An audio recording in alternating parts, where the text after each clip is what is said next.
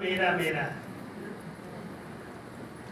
इसलिए जब हमने अर्पित किया बाबा के आगे तो अपना अधिकार समाप्त हो जाता है।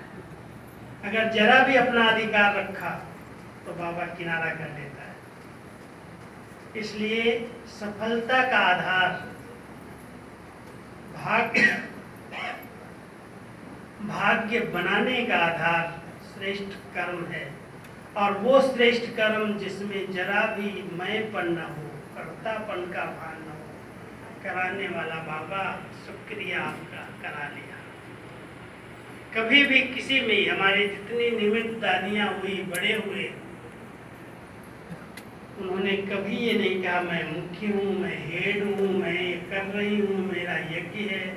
भले सबके रग रग में अपनापन था, यज्ञ मेरा है, लेकिन किसी पर भी अधिकार के रूप में उसको प्रयोग नहीं किया, मैंपन के रूप में प्रयोग नहीं किया, अथॉरिटी नहीं रखी। कराने वाला बाबा है, यज्ञ बाबा का है, ये कार्य उसका है, हमें उसने चांस दिया है भाग्य बनाने का।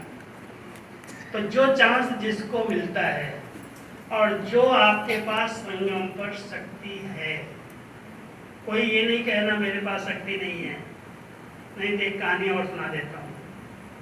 कई बाबा के बच्चे कह देते हैं बाबा मैं तो गरीब हूँ, बाबा मेरे पास तो देखो शरीर भी ठीक नहीं है, मन भी बड़ा चंचल है, वो भी स्थिर नहीं होता, एकाग्र नहीं होता, मेरे पास बुद्धि भी इतनी ठीक नहीं है जो मैं किसी को ज्ञान दान करूं, किसी को ज्ञान सुनाऊं, मेरे पास धन भी नहीं है, मन की शक्ति भी नहीं है, वाणी की शक्ति भी नहीं है।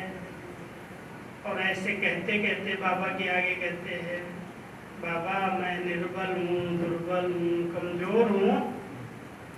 तो बाबा कहता बच्चे ये कहना भी अपने भाग्य को खत्म करना है। एक आंध्र प्रदेश में मैं एक स्थान पर गया था योग भट्टी कराने के लिए। वहाँ एक मंदिर था, मंदिर के अंदर भट्टी रखी थी। 1000 भाई बहनें वहाँ भी मंदिर में भट्टी करने आए थे। तो जब मैं वो मंदिर में पहुँचा तो मंदिर का नाम सत्यनारायण स्वामी का मंदिर था, अन्नावरम में, वहाँ आंध्र प्रदेश में मंदिर था। और सत्यनारायण स्वामी का मंदिर था। तो हमने कहा यहाँ क्या होता है। तो पुजारी जो वहाँ के थे, ट्रस्टी लोग आए मेरे पास कि चलो मैं मंदिर दिखा के लाता हूँ। तो मंदिर दिखाने गए तो वहाँ पर बहुत सारे नए नए कपल, शादी किए हुए युगल सत्यनारायण की कथा सुन रहे थे। तो उस पंडित ने मेरे को बोला आपने कभी सत्यनारायण की कथा सुनी है? मैं थोड़ा थोड़ा पता है लेकिन मैंने सुनी नहीं है पूरी। तो वो सुनाने लगा अपनी भाषा में, थोड़ा थोड़ा बोलने लगा। कहने का भाव ये था कि सत्यनारायण जो स्वामी थे, उन्होंने एक बार अपना बूढ़ा रूप धारण किया, वृद्ध ब्राह्मण बन करके एक सेठ के पास सामने इमर्ज हुए। और वो सेठ कहीं विदेशों से बहुत कुछ कमा करके आ रहा था, नाव भर करके हीरे जवाहरात, सोना चांदी सब भर करके लाया था। अब एक बूढ़े ब्राह्मण के रूप में स्वामी सत्यनारायण उनके सामने इमर्ज हुए और उससे पूछने लगे हे सेठ तेरे नाव में क्या है? तो उसके अंदर से आया, उसने कहा पता नहीं ये कौन बूढ़ा आया मेरे सामने। उसके अंदर से आया ये सब लत्ता पत्ता, इसमें मिट्टी धूल है। और जब उसके शब्द ये निकले इसमें सब कुछ मिट्टी धूल है, तो सत्यनारायण स्वामी प्रकट होकर कहते हैं तथास्तु। और तथास्तु कहते ही क्या हुआ, सब कुछ धूल मिट्टी बन गया जो कमा के लाया था। वो पश्चाताप करने लगा और भगवान इमर्ज हो गए बूढ़े ब्राह्मण के रूप में। हम सब बाबा के बच्चों को ये कहना चाहते हैं आप सब सत्यनारायण की दरबार में रोज आते हो। ये सत्यनारायण स्वामी नारायण नहीं, सत्यनारायण शिव बाबा की दरबार है। और वो नर जो नारायण बना ब्रह्मा बाप, उसकी दरबार है। और इस बूढ़े ब्राह्मण के रूप में बच्चों के आगे इमर्ज हुआ है। कभी भूल चूक से भी नहीं कहना मेरे पास कुछ नहीं है।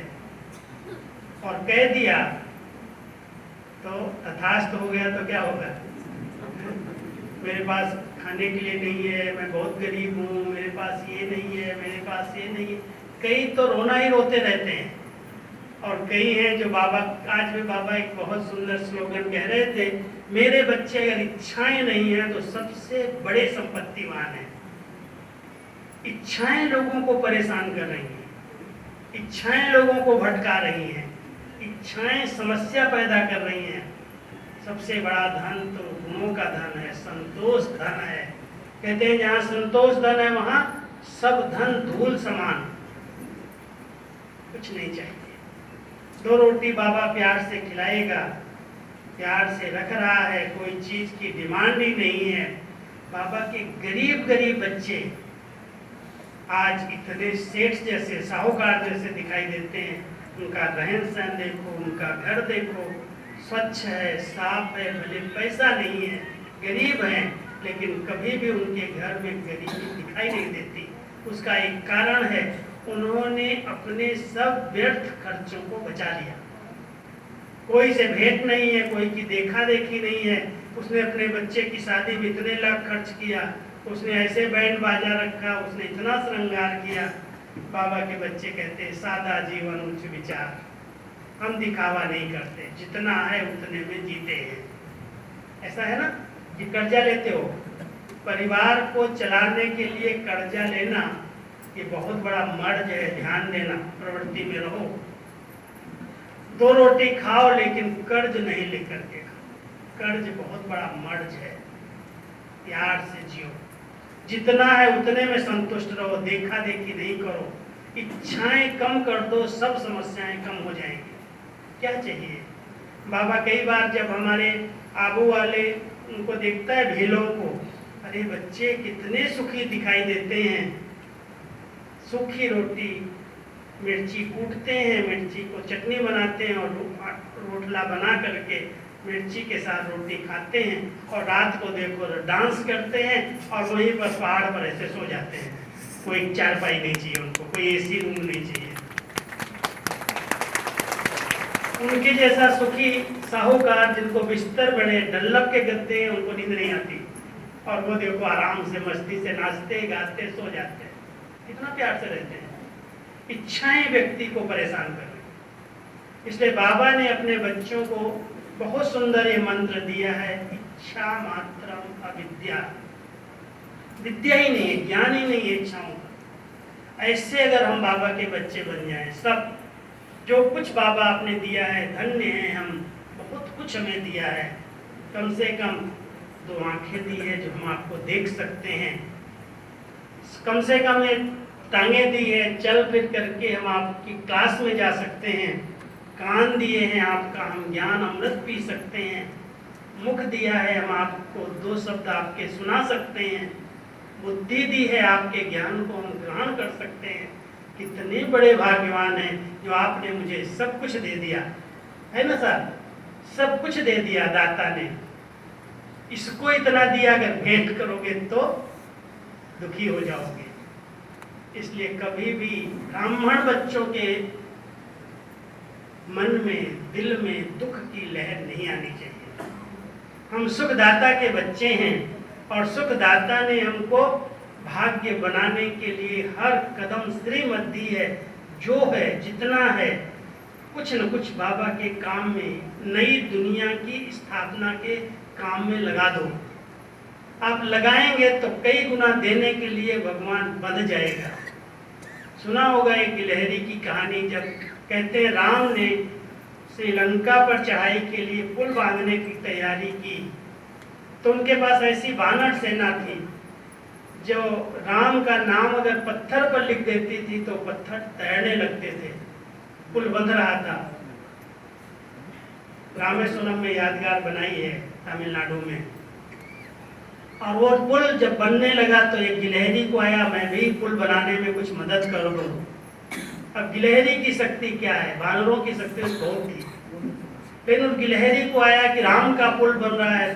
बार बार वो वहाँ की रेत के अंदर जाने के लिए पहले पानी में गीली हो जाती थी, फिर रेत में जाकर के लेट जाती थी, उस पर जो रेत चढ़ जाती थी वो दौड़ करके पुल पर झाड़ती थी। तो बंदरों ने देखा ये क्या कर रही है छोटी सी गिलहरी, उसको पकड़ करके वो राम के पास लेके गए कि देखो ये पता नहीं क्या करती है, बार बार पानी में डूबती है, फिर रेत में लेटती है, फिर पुल पर आती है। तो उसने कहा मैं राम का पुल बनाने में मदद कर रही हूँ, अगर इसमें रेत नहीं होगी तो ये पुल तैयार नहीं होगा, इसके बीच में कुछ तो चाहिए। राम इतने प्रसन्न हो गए, जो कहते हैं उन्होंने उतना प्यार दिया उसको, अपनी उंगलियों से हाथ फेरा उसके ऊपर, जो आज भी गिलहरी के ऊपर 3 लकीरें बनी हुई हैं, उंगलियां हैं, निशान है। अब गिलहरी जितना तो अकल होना चाहिए ना बाबा के बच्चों में, है अकल ना। अब भगवान अपनी नई दुनिया बनाने के लिए, स्वर्णिम युग लाने के लिए कलयुग से सतयुग का श्वेत पुल बना रहे हैं। अब इस पुल के ऊपर हम सब क्या सहयोग दे रहे हैं वो आप जाना, आपकी बुद्धि में होना चाहिए कि मेरा थोड़ा सा भी सहयोग जो भगवान ने मुझे दिया है, अगर तन की शक्ति दी है तो तन लगाओ, अगर मन अच्छा है तो मन मना भाव बाबा को याद करके शुभ भावनाओं का दान करो, अगर धन दिया है तो बाबा के काम में लग जाए, ऐसे नहीं बैंक में रह जाए, इधर उधर पड़ा रहे, या कोई चोर ले जाए, आग जला दे। इसलिए कहावत है, किनकी दबी रहेगी धूल में, किनकी राजा खाए, किनकी चोर लूट जाए और किसकी जलाए आग, लेकिन सफली होगी उसकी जिसने खर्चे नाम धनी के, जिसने धनी को पहचाना, शिव बाबा को पहचाना और उसके नाम से कुछ भी थोड़ा सा भी सफल कर लिया, उसको रिटर्न देने के लिए भगवान बन जाएगा। तो आप सब देखना, अगर भगवान से सतयुगी महल लेने हैं, उस राज दरबार में जाना है, सतयुग का पद प्राप्त करना है, इस संगम समय पर बुद्धिमान बन करके, कोई कहे या न कहे, जो शक्ति है बाबा के कार्य में लगाना है। कुछ समय भी तन लगाओ,